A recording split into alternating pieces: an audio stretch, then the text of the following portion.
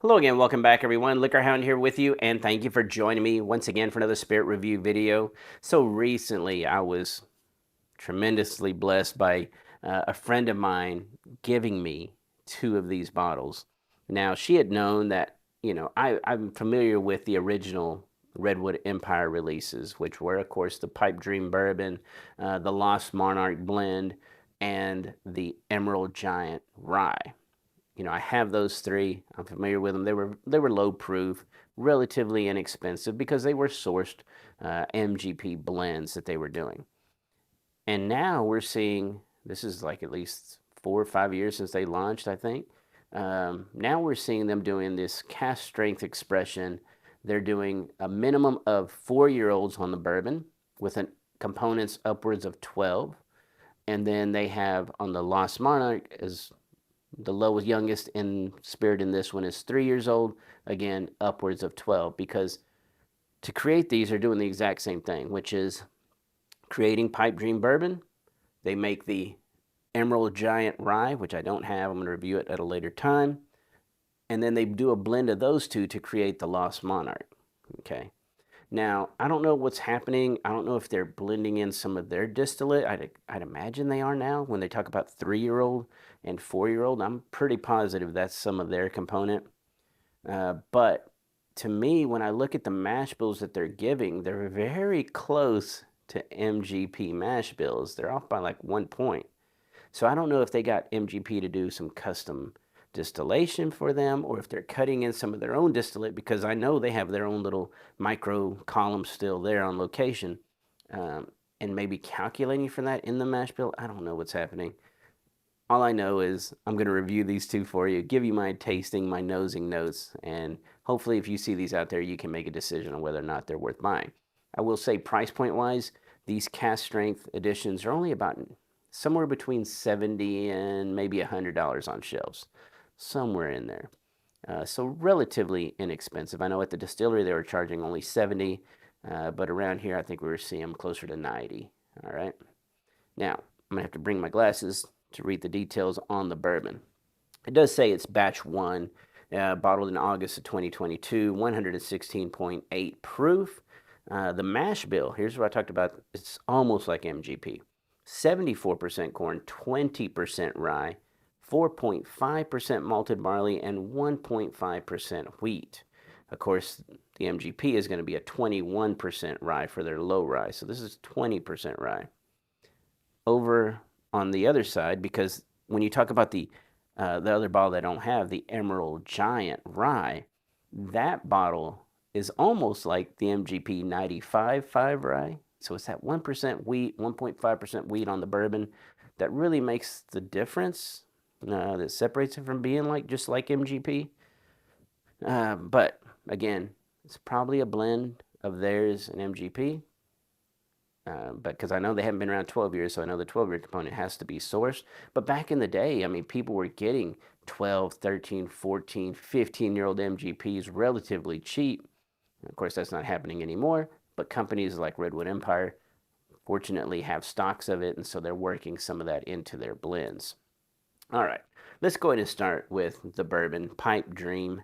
Of course, all these names come from some of the biggest trees in the Redwood Empire, which is that big stretch of forest all the way up into northern Canada. I'm sorry, northern California and almost to Oregon's border. And this one is called Pipe Dream. Again, 116.8 proof on the nose. Whoa, wow. Wow, this one's a little bit, it's showing that proof right away on the nose. So it's 116.8. I would almost say this knows every bit of that. But here we go. A little brown sugar, a little caramel, a little bit of a coffee bean element to this one. It's very dark on the aromatic profile. A little bit of straw, a little cherry, a little apple. I'm gonna give this gas a really good coat. This one is, it's really tight is what I think is what's happening here. Wow.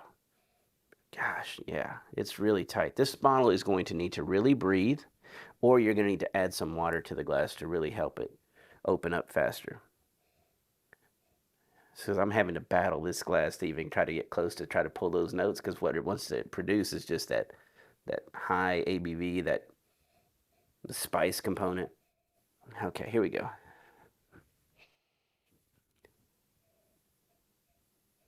Starting to air it now. Yeah, a little bit of that kind of baked apple, little baked cherry.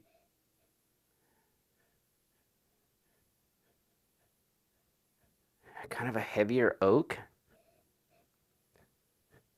Again, a little bit, not quite grassy, but straw is in there.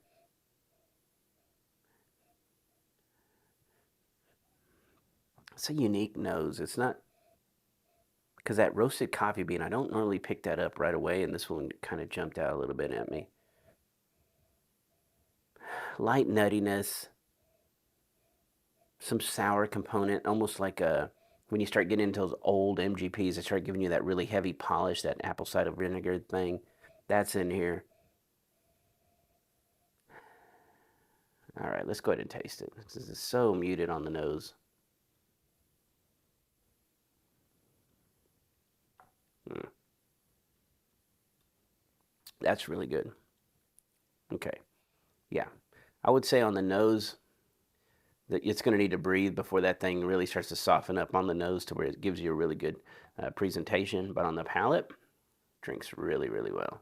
Good medium high viscosity.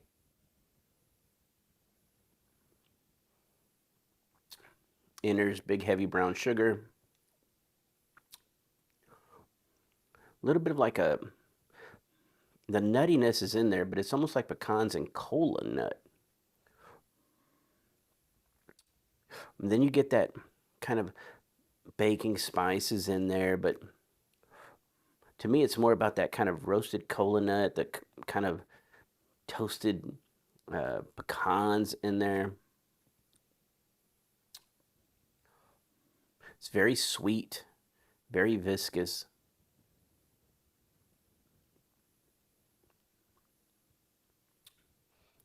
When you chew on it a little more, you get a little more of that kind of baked apple, that cherry punch is kind of chewing on that. You pick that up a little better. But again, that cola nut, that kind of coffee bean, roasted coffee bean element is in there. Old leather, that straw component that I was picking up on the nose, kind of, I think it's more of an herbal component that's in here. It's kind of layering underneath all that sweet fruit and that heavy oak and those kind of nuttiness tones. Layers up underneath there. As you get to that back end, it kind of stays, sweet. Almost gets into a little bit of like a maple characteristic. But the plums, that cherry, and that apple start to keep really roll. And that plum component didn't come in till very late. It was after the mid palate. But that's in there. That's kind of heavy, dense leather is in there as well. I find this one really enjoyable. They did a good job on the Cask Strength pipe dream.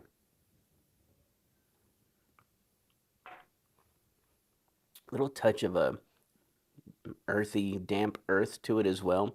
Almost like wet leaves is in there. That there is a little bit of an orange, almost like an orange marmalade to it because it's so sweet. Feels like an orange marmalade to this one. Black tea. A little bit of cola as well. But again, that old leather, old oak in there on the finish. Really like that one. It almost has like a little bit of pipe tobacco to this one. Sometimes when you get in that really old bourbon, you're going to get an aged tobacco leaf. But this one's a little bit on that sweeter side, so almost like like a black Cavendish pipe tobacco that old grandpa used to smoke, right? That vanilla smell in the air.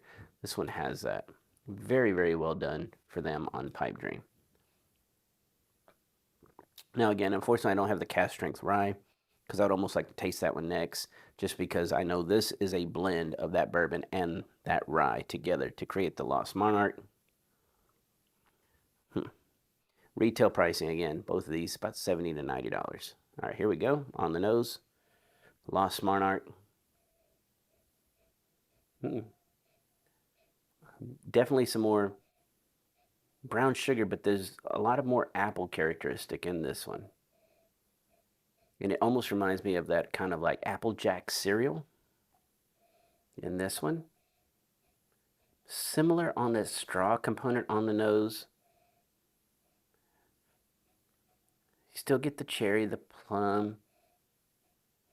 I'm searching on that different edge of that glass, different nostrils sometimes. Because again, this one is a little snug. It's not quite as tight as the bourbon was aromatically, but since it's a blend and it has half, good portion of that is that bourbon, it's also a little snug. Yeah. It's got kind of that nuttiness and the pecans, and that sour tone is still in here. But there's almost a little bit of like there's more medicinal, more herbaceousness to this one. You get a little bit of that kind of like a pine needle, almost like a fir tree, I guess you would call it. There's a little bit of that in there, in with that kind of heavy apple. And to me, again, when I talked about Applejack cereal, it's that dried apple is what it is, that dehydrated apple that's in here. All right, let's try it.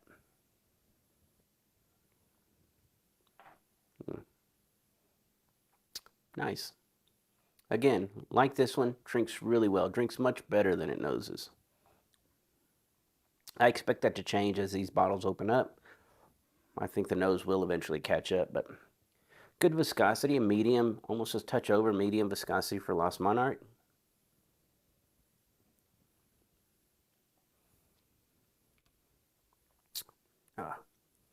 Caramel, almost a hint of, again, that little maple tone is in this one, but this one almost has a little butterscotch in there as well. A little salted butterscotch. Almond slivers. A little pecan. Get this really nice kind of like a, again, orange zest is in this one. That pine fir that I was picking up on the nose, it's almost like dried pine needles. Not that super fresh, where it's like resinous pine. It's not that. These are like kind of how this one had that damp leaf. This one is like those old dry pine needles in this one.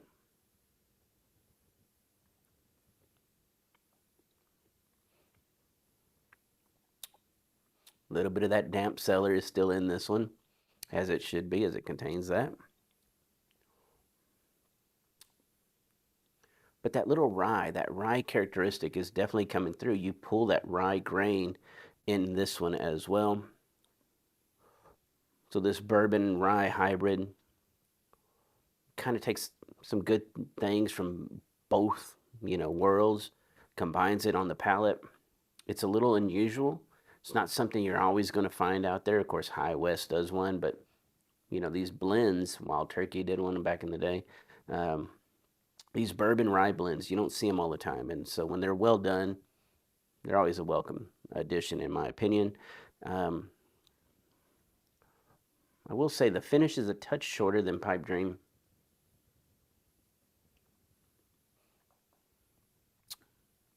And there's a little bit of like almost like a cinnamon roll heart, like the doughiness is in this one as well. It still has some old component to it, but you can tell there's that youthful 3-year-old. Some of these younger tones are just coming from that fresh rye. But overall, glad to have both. I think they're well-made whiskeys. If I was to see these on the shelves, I'm definitely picking up probably a backup of these. And of course, when I see that Cask Strength Emerald Giant, if I see that one, I'll pick that one up and hopefully review that at a later time. But thank you as always for being here. Of course, please join me over at patreon.com/LiquorHound if you're able.